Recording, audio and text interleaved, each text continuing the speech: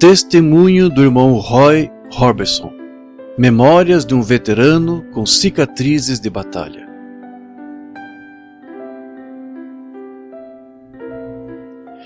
Em 1944, a Segunda Guerra Mundial se enfurecia através dos campos da França.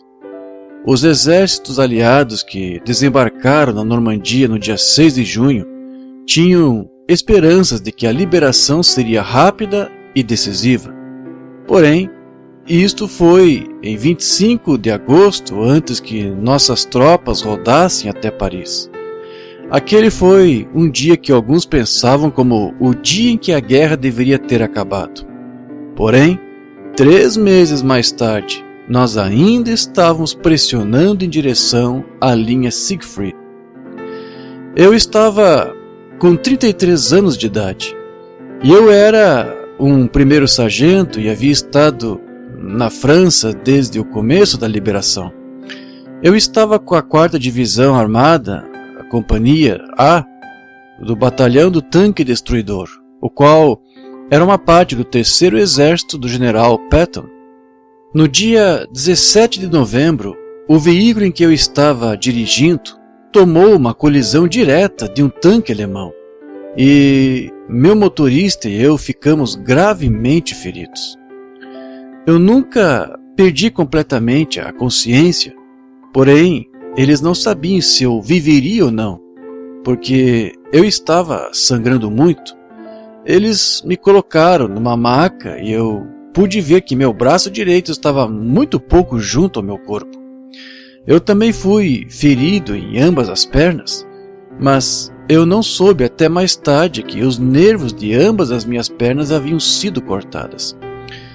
Enquanto eu estava ali deitado, aguardando para ser levado para um hospital, um jipe estacionou e eu pude ver que ele tinha uma bandeira e uma cruz branca. Era um capelão. Ele era um homem pequeno com listras de capitão, e ele se ajoelhou perto de mim e disse: "Soldado, você é um protestante?" Eu disse: "Sim, senhor." Porém, de fato, eu não era nada. O capelão segurou a minha mão e fez a oração do Senhor sobre mim, e depois ele foi até o meu companheiro que estava numa cama próxima à minha e fez uma oração por ele. Eu não havia sido salvo e não conhecia o Senhor ainda, porém, eu estava orando, realmente firme, bem naquela hora. Eu prometi ao Senhor que, se Ele poupasse a minha vida, eu viveria para Ele, e eu nunca esqueci aquela promessa. Eu estava com 26 anos de idade quando me alistei no exército no Fort Knox, Kentucky. Eu era apenas um garoto de fazenda, nascido em English, Indiana, o mais jovem de 3 meninos. Minha mãe morreu quando eu estava com 8 anos de idade e me mudei por um tempo para New Albany, Indiana, e morei com meu tio e tia. Até me alistar para o serviço em 1937, eu vivi e trabalhei nas cidades de Jeffersonville, Clarksville e New Albany. Olhando para trás, parece quase impossível que eu nunca tenha ouvido o nome William Branham ser mencionado durante aquele tempo.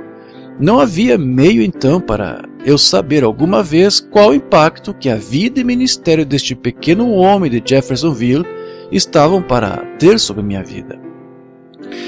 Após ser ferido em Mortagne, França, eu passei os próximos 2 anos em hospitais militares na França, Inglaterra e finalmente em Memphis, Tennessee. Depois, eu fui licenciado do serviço e minha esposa e eu retornamos para New Albany e lá fizemos o nosso lar. Havíamos crescido afastados da doutrina metodista, da qual havíamos sido educados quando crianças, e nunca demos muita consideração para frequentar uma igreja. Mas sempre de volta à minha mente estava aquela promessa que eu havia feito ao Senhor quando eu estava deitado naquela maca e que eu pensava que minha vida estava acabada. Numa noite de domingo eu disse à minha esposa: temos que sair e procurar uma igreja para irmos e servir ao Senhor. Pegamos o nosso carro e dirigimos ao redor de várias igrejas, porém não saímos e nem entramos. Isso simplesmente não parecia certo.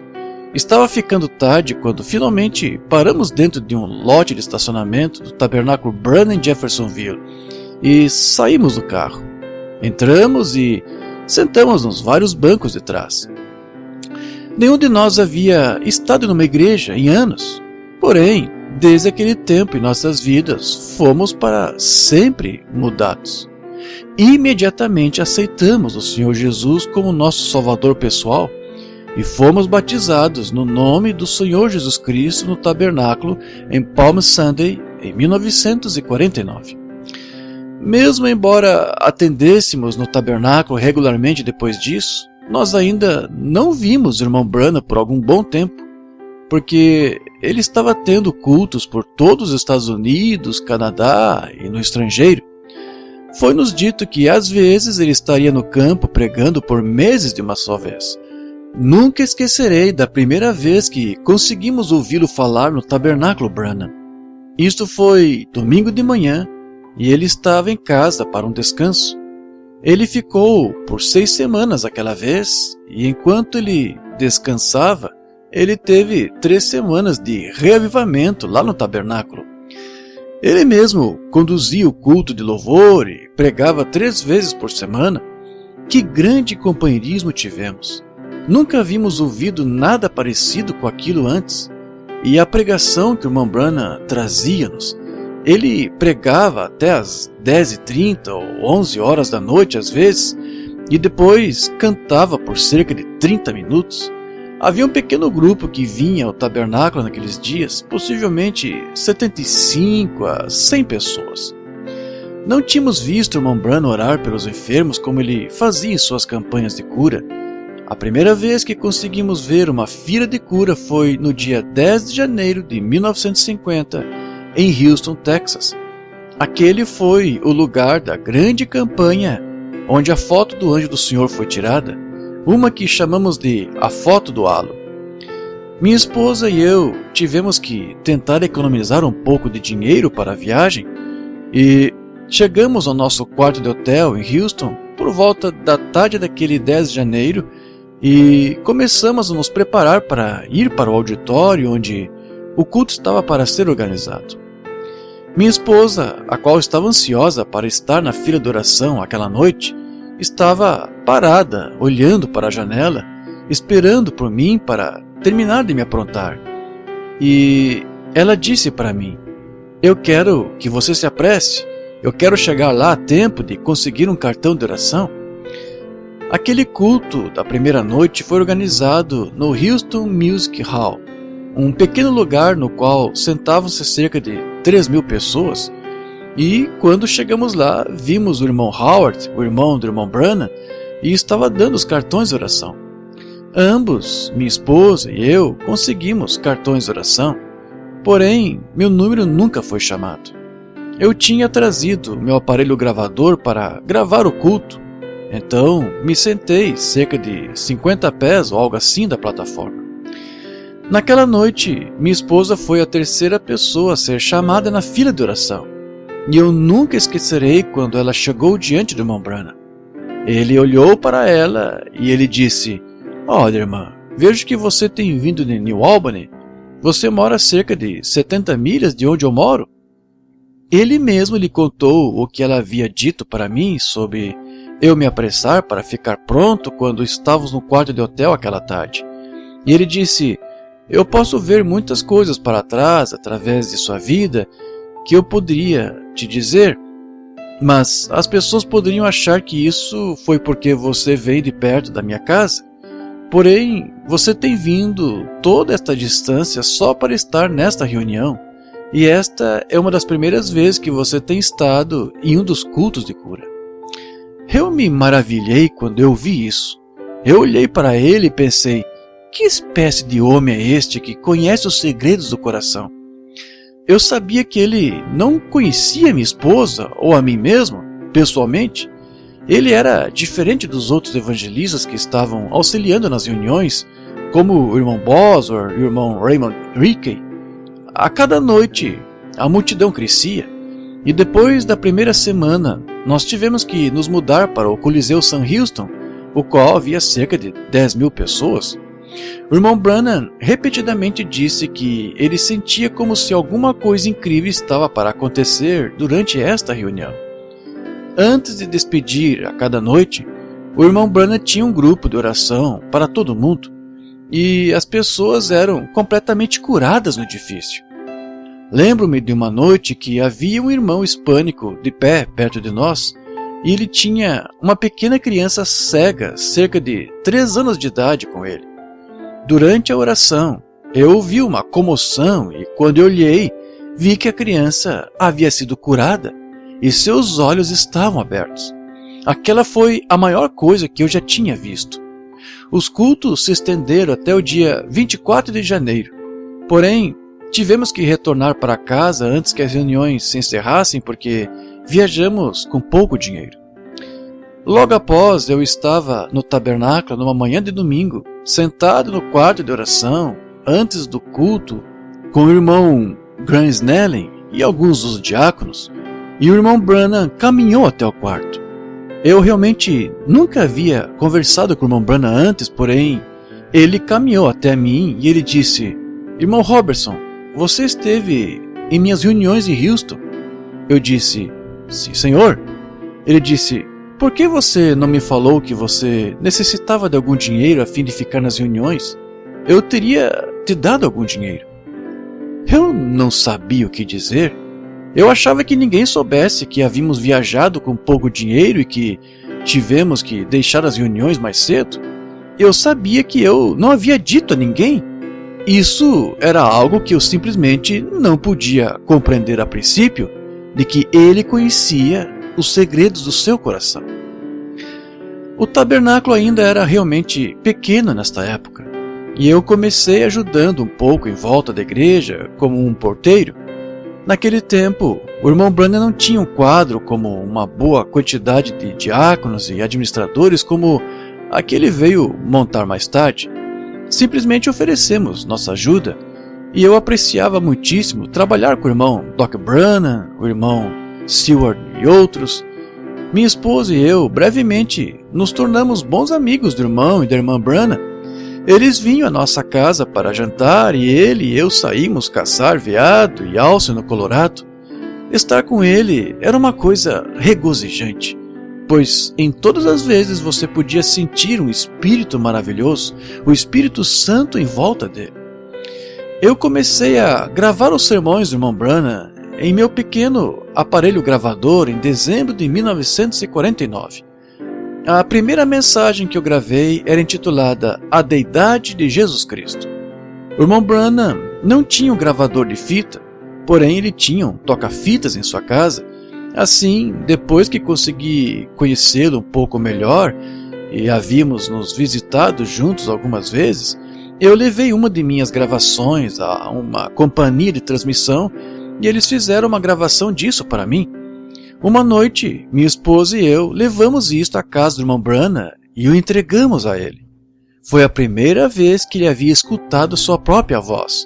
E a princípio ele estava envergonhado e disse: "Eu realmente sou assim?" Mas ele também estava excitado com relação a isto. E eu lhe disse que várias pessoas haviam me pedido algumas gravações que eu estava fazendo, desejando cópias para si mesmas. Eu não era a única pessoa que estava fazendo gravações. Como um fato de importância, havia tantas pessoas gravando que às vezes era difícil encontrar um lugar para colocar seu equipamento. Isso não foi até 1953 ou 54, quando o irmão Branham havia colocado à venda as fitas das mensagens sob a direção do quadro da igreja, a fim de ajeitar a confusão que fora causada quando umas poucas pessoas fizeram mau uso dos direitos de gravações que tínhamos. Construí uma casa um pouco acima da rodovia de Jeffersonville, na Autoestrada 62. Era cerca de 5 milhas da cidade. e naquele tempo não havia água fora da cidade naquela distância. Então eu tive que perfurar um poço. Isso não foi até após o encanador haver engatado o cano nos tubos da casa e transferirmos a água nisto quando descobrimos que tínhamos água salgada. Ela não era boa para nada e era tão forte de sal que ela danificou os canos de cobre. Eu estava bem preocupado a respeito disso porque isso havia tomado tudo que tínhamos para construir a casa. Na próxima vez que o irmão Branham esteve na igreja, eu lhe contei a respeito da água e ele disse: irmão Robertson, nós somente teremos que pedir ao Senhor para mudar a água? Isso foi num domingo de manhã e ele disse: eu estarei no seu local esta tarde para fazer uma visita a você. Naquela tarde, ele e a irmã Branham vieram à casa e ele foi até a cozinha, abriu a água e disse: deixe-me testar esta água. Ele encheu a boca disso e disse: oh, que coisa, isso está salgado. Ele teve que cuspi-la fora, pois era simplesmente tão forte. Eles nos visitaram por algum tempo e ele disse: oraremos a respeito disso, irmão Robertson. E depois ele partiu. Isso é tudo o que ele disse. E eu não sabia o que pensar sobre a água. Cerca de 3 semanas mais tarde, o irmão Branham teve um culto de cura em Connersville, Indiana. Minha esposa e eu, e a mãe do irmão Branham e o irmão mais jovem, Tony, dirigimos para a reunião juntos. Isso foi em maio, um tempo quente, e a reunião foi organizada ao ar livre em um grande estádio de beisebol. Estávamos sentados atrás nas arquibancadas, mais ou menos umas 100 jardas da plataforma, e durante o culto, o irmão Branham apontou sua mão em direção onde estavam sentados e lhe disse: irmã Robertson, vejo uma luz pendendo sobre sua cabeça.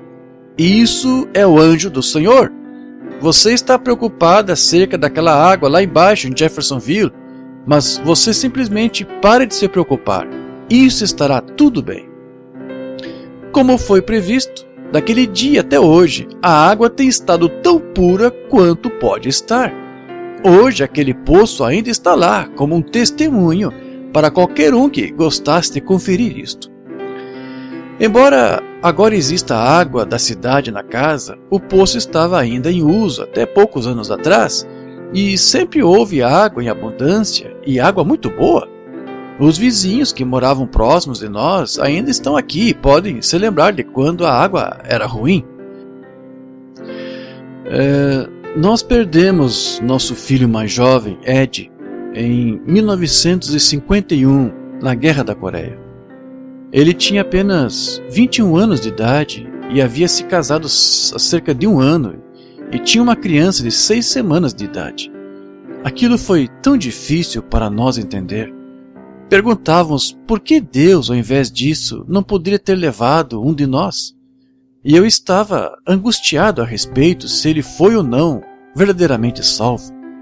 O funeral militar para Ed foi organizado em Hopkinsville, Kentucky, e o irmão Branham estava lá, juntamente com vários oficiais militares do exército. O capelão do exército teve o serviço e irmão Branham orou no funeral, em casa e no cemitério. Depois ele próprio ficou íntimo de todos os homens militares, conversou com eles e apertou as mãos deles. Ele tinha um jeito tal de conversar com as pessoas, não importava quem elas fossem. Isso não era parecido com ninguém que eu já tenha encontrado antes. Ele era o maior homem, mesmo entre os grandes homens. Poucas semanas depois do funeral, o irmão Branham e eu estávamos em nosso caminho para a fazenda do irmão George Wright, a qual era cerca de 35 milhas fora do campo. O irmão Branham realmente amava a família Wright e íamos para lá muito frequentemente para termos companheirismo com eles e ir caçar coelhos ou esquilos. Neste dia em particular, estávamos dirigindo em meu carro e eu estava conduzindo quando de repente comecei a me sentir realmente tonto e um sentimento estranho veio sobre mim. Eu pensei que eu iria ficar doente ou mesmo desmaiar. Então eu comecei a falar ao irmão Branham que eu teria que sair da pista e parar. Mas enquanto eu começava a dizer isto, ele falou e disse para mim: Irmão Roy, tenho algo que eu quero lhe dizer. O Espírito Santo tem desejado que eu conte isto a você. Você tem estado preocupado acerca de seu filho, Ed, que foi morto. Você está preocupado se ele está salvo ou não. Você está provocando para si mesmo uma úlcera, irmão Roy. Apenas pare de se preocupar a respeito dele, porque ele está bem e ele estará lá naquele dia. E então ele disse: Vejo você quando você estava deitado sobre uma maca lá na França, em 1944, quando você estava ferido. Vejo as feridas em seu braço direito e em ambas as pernas. Os nervos foram cortados em suas pernas e seu braço direito estava muito pouco junto ao seu corpo. Eles colocaram você sobre uma maca lá com outro soldado e eles pensaram que você estava morrendo. Porém, o Senhor tinha algo para você fazer mais tarde. Eu nunca havia dito nada sobre isto a ele. Porém, o irmão Branham viu tudo isso numa visão e me contou cada detalhe.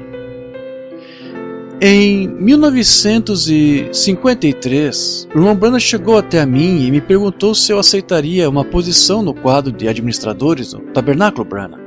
Eu aceitei e fui votado pela congregação e tenho continuado nesta posição até o presente dia. Houve uma senhora que descia aqui à igreja o tempo todo.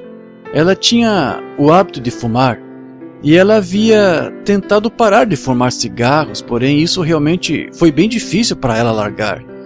Então, ela ficou doente e quando os médicos do hospital de New Albany examinaram-na, descobriram que ela tinha câncer em ambos os pulmões. Isso estava tão avançado que não havia nada que eles pudessem fazer por ela. E então, eles a enviaram para casa para morrer. Ela havia ligado para a nossa casa e perguntou se podíamos persuadir o irmão Branham para vir e orar por ela. E mesmo que eu odiasse aborrecê-lo quando ele estava tentando relaxar por um dia ou mais, uma manhã eu perguntei se ele poderia ir e orar por uma irmã que estava doente. Os irmãos Bankswood, o irmão Branham e eu estávamos em nosso caminho para o campo de tiro ao alvo. E ele disse: Eu te digo quando, irmão Robertson, nós apenas pararemos perto dali em nosso caminho para a casa. Nós havíamos saído bem cedo, de modo que era somente perto das 10 horas da manhã quando paramos para vê-la. A irmã estava sentada numa cadeira na sala de estar e seu marido estava sentado com ela e ela disse: Irmão Branham, eu tive um sonho em que você vinha em minha casa e que você orava por mim. Ele disse: Sim, irmã, eu sei que você teve aquele sonho. É por esta razão que estamos aqui e iremos orar por você. O irmão Branham caminhou até ela e a tomou pela mão. Naquele tempo, quando ele orava pelos enfermos, havia uma mancha que aparecia em sua mão e ele podia, através disso, dizer qual a doença que a pessoa tinha. Eu nunca tinha visto isso em sua mão, porém, desta vez, ele disse: Venha até aqui, irmão Robertson e irmão Wood, eu quero mostrar isso a vocês. Então, observamos a sua mão e havia em volta uma área vermelha com manchas nela, mas somente ele podia dizer o significado disso. Ele disse: Irmã, você tem câncer nos pulmões e você está sombreada pela morte. Se o Senhor não afastar isso quando eu orar por você, você morrerá. Ele orou e quando terminou, ele pegou sua mão novamente e ele disse: Isso ainda está aí. Irmã, há algo de errado. Você e seu marido estavam conversando a respeito de alguma coisa antes de chegarmos esta manhã. Você sabe o que foi isto e você deve pedir ao Senhor para te perdoar por isto. Arrependa-se e diga que você não irá mais fazer isto, porque isto é sério. Eu irei orar por você outra vez, e se isso não te deixar, você morrerá. Ele orou pela irmã novamente, e desta vez a mancha saiu. e ele lhe assegurou de que ela estava curada. Ela está vivendo hoje na Flórida. Algumas pessoas podem não entender isso, mas cada detalhe deve ser de acordo com a visão. Tudo tinha que estar no lugar quando ele orasse por você.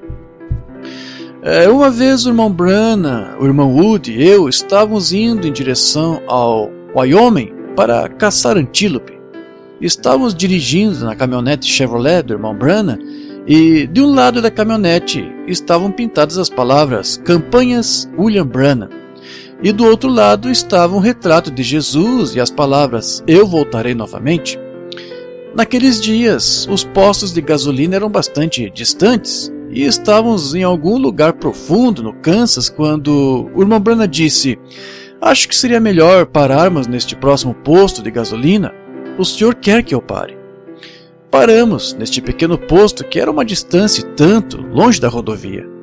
Havia 2 bombas de gasolina na frente e as pessoas moravam atrás do posto.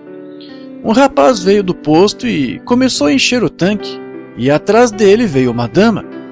Ela caminhou até o irmão Branham, que estava vestido em sua velha roupa de caça, e perguntou: você é o irmão Branham? Ele disse: sim, senhora, sou o irmão Branham. Ela disse: eu estava em uma de suas reuniões algum tempo atrás, e eu tive um sonho de que você viria. Temos uma filhinha aqui atrás que está bastante doente. Você entraria e oraria por ela? Ele disse: certamente, irmã. Ele disse para o irmão Wood e eu ficarmos na caminhonete, o qual era incomum porque normalmente teríamos entrado com ele. Ele ficou por cerca de uns 15 minutos e então ele saiu de volta.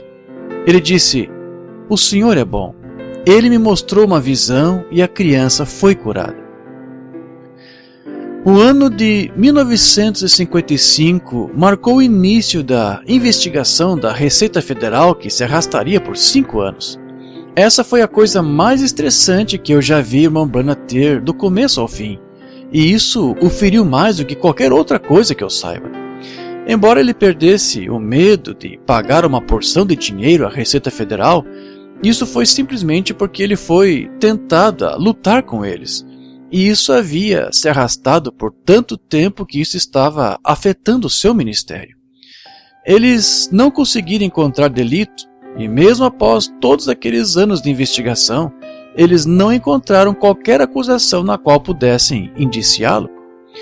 Fui convocado para testificar diante do comitê de investigação várias vezes, e estava presente em outras ocasiões quando o irmão Branham foi questionado. Sou um soldado, e quando às vezes eles o acusavam e tentavam envergonhar e desacreditá-lo, eu queria lutar com um bando inteiro de advogados que sentavam diante de nós do outro lado da mesa. Porém, nenhuma vez eu ouvi o irmão Branham levantar sua voz, e muito raramente ele alguma vez falou em seu próprio favor. Porém, quando ele falava, isso era com tal sinceridade e simplicidade que isso quase parecia amedrontar os seus acusadores. Eles sabiam que eles nunca teriam uma chance se seu caso fosse trazido perante um júri. Deste modo, eles simplesmente prosseguiam com sua importunação até eles o levarem à exaustão. Creio que um dos amigos mais próximos que o irmão Branham alguma vez teve foi o irmão Bankswood. Ele era também o seu vizinho e um carpinteiro por profissão. Uma coisa que muitas pessoas não sabiam era que, às vezes, o irmão Branham saía com o irmão Wood e o ajudava em qualquer trabalho que acontecia dele estar trabalhando. Lembro-me de uma vez quando fui vender uma casa em que eu estava morando e eu descobri que um ladrilho de garagem que eu havia construído atrás da casa estava 3 pés além do limite de propriedade. Então, antes que eu pudesse vender a casa, a garagem ou tinha que ser movida ou demolida.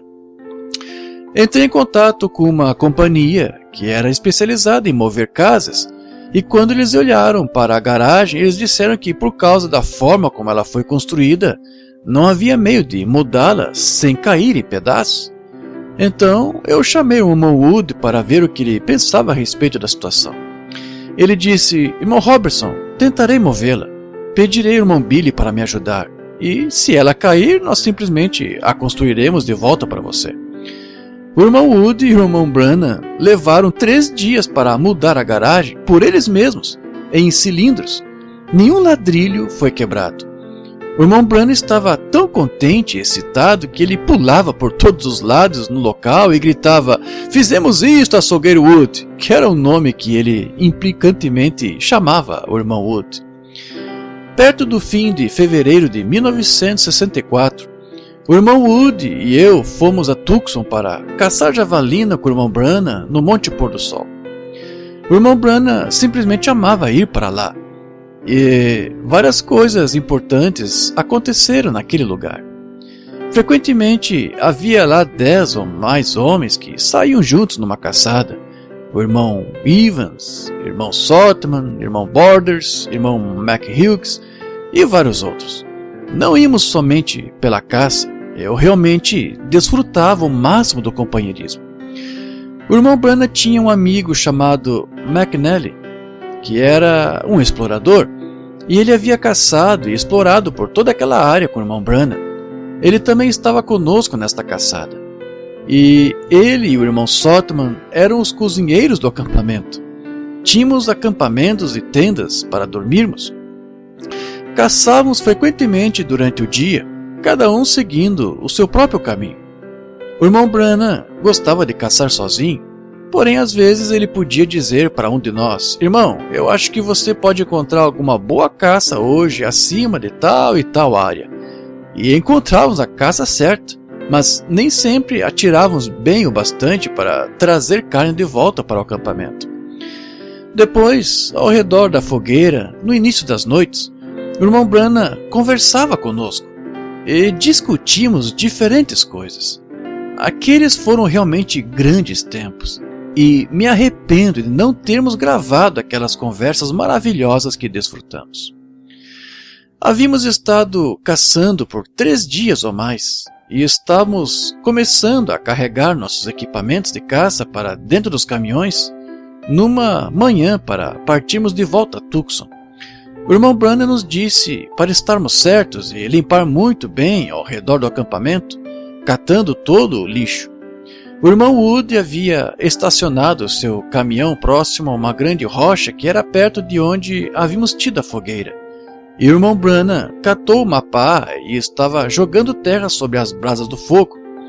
Há pouco ele havia estado conversando com o irmão McHughes, alguns minutos antes, e tinha visto uma visão concernente a seus olhos e também a respeito de sua mãe.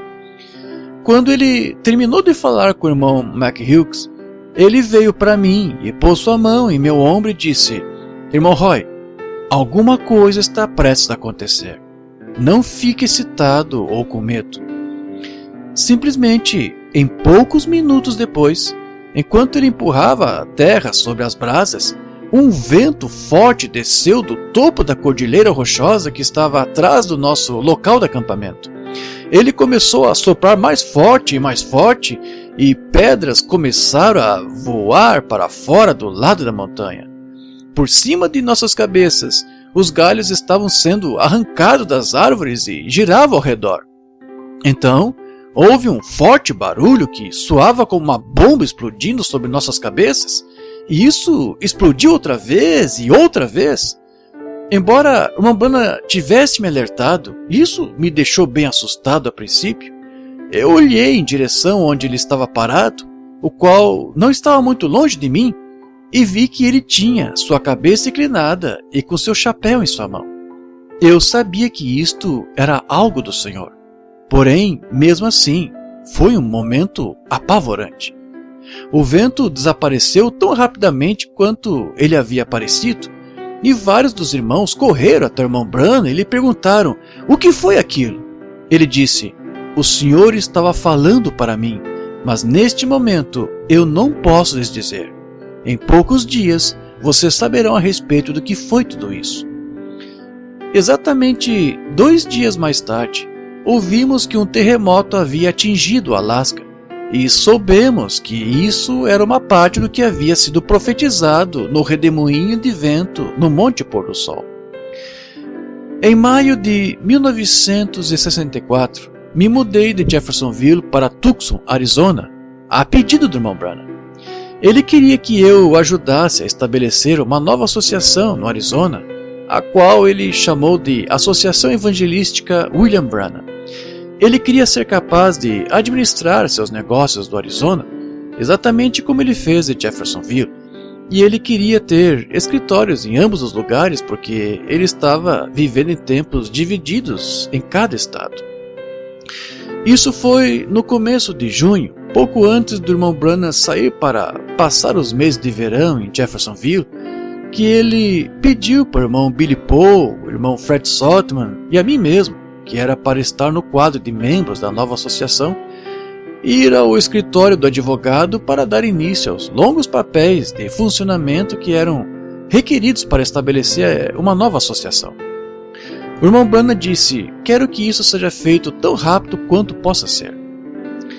Junho de 1964 é quando os papéis de funcionamento foram iniciados para a nova associação. Mas embora tentássemos apressar cada passo do processo, ainda assim isso levou aproximadamente 2 anos para ser completado, vários meses depois que o irmão Branham foi chamado para estar com o Senhor.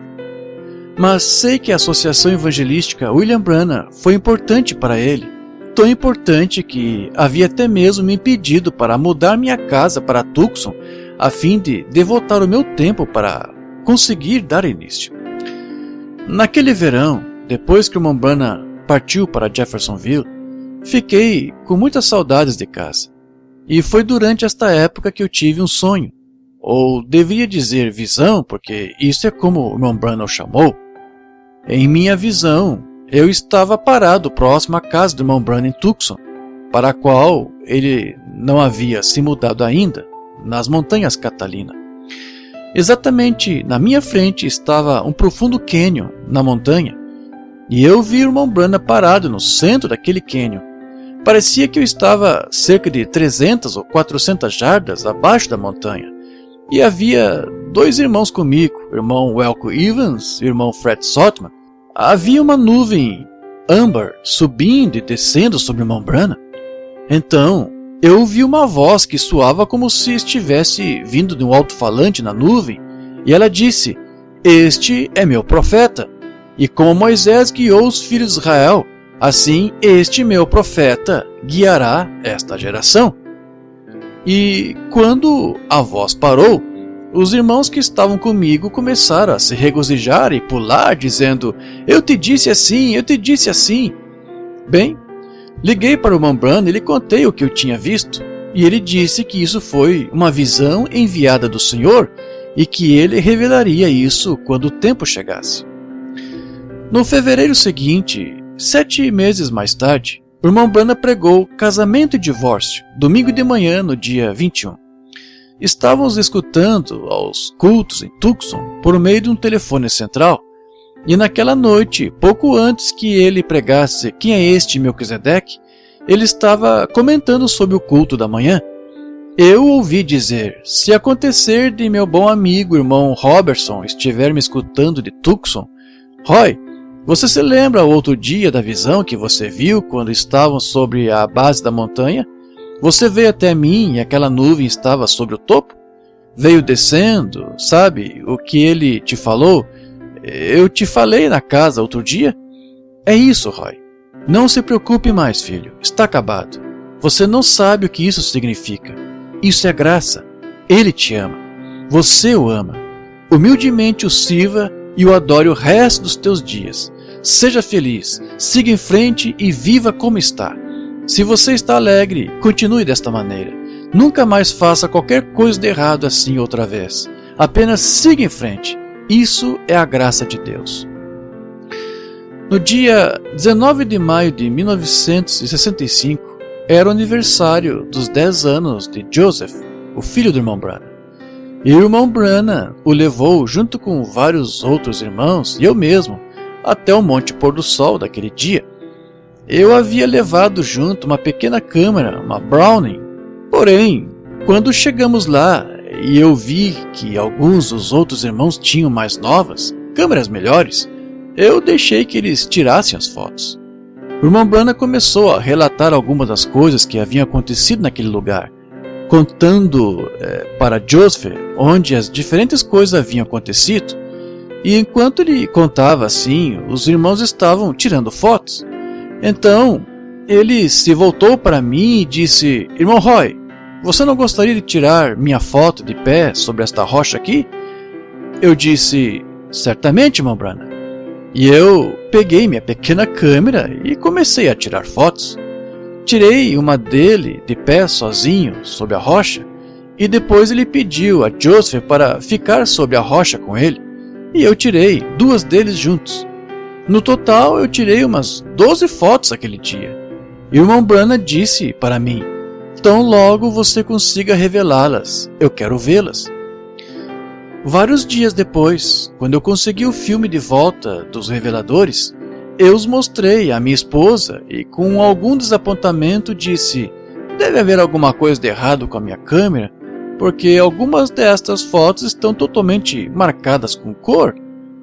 Nosso apartamento ficava logo abaixo da rua de onde o irmão Branham morava, e eu caminhei até a sua casa para lhe mostrar as fotos. Quando disse a ele o que eu tinha em minha mão, ele chamou a irmã Branham e começou a mostrar suas fotos, e ele disse: veja, aqui está o que eu te falei a respeito. Este é o anjo do Senhor que você vê sobre a rocha. Nos meses que se seguiram, eu estava apto para ir caçar com a irmã Branham e alguns dos outros irmãos algumas vezes. Caçamos peru e esquilo, e no outono fomos à caça ao veado na floresta Caibet, no norte de Arizona. Tivemos um grande companheirismo naquelas viagens de caça. Ele nos contou acerca das experiências no Cânion Sabino, da águia branca e o pequeno esquilo. Ele frequentemente dizia: agora, deixe essas coisas se tornarem comuns para vocês, irmãos, porque essas coisas são mais sérias do que vocês imaginam. E depois chegou a vez, em dezembro, quando o irmão Branham estava partindo para ir de volta a Jeffersonville para o Natal.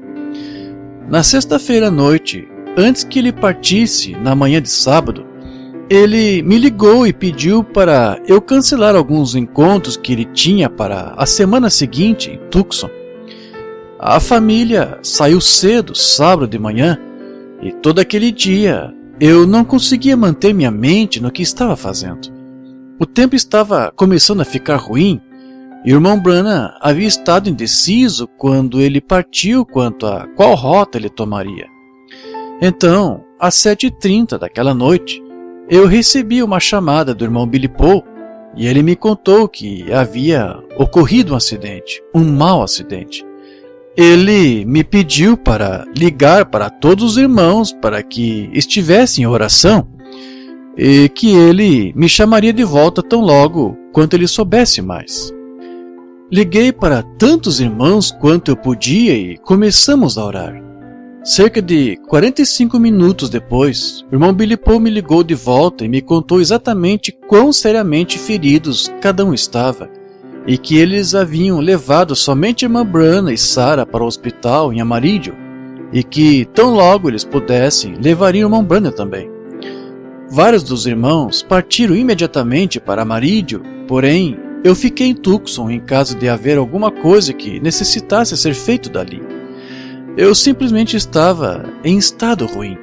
Senti que não conseguia orar e me sentei em nosso trailer sozinho mais de vez. Eu não conseguia entender nada do que estava acontecendo. Uma noite, eu estava deitado em minha cama e, de repente, o quarto se iluminou e eu vi o irmão Branham caminhar ao lado da minha cama. Ele tinha o seu chapéu e sua Bíblia debaixo do braço. Ele estendeu e segurou a minha mão e ele disse: não se preocupe com isso, irmão Robertson. Eu encontrarei você no Monte Sião.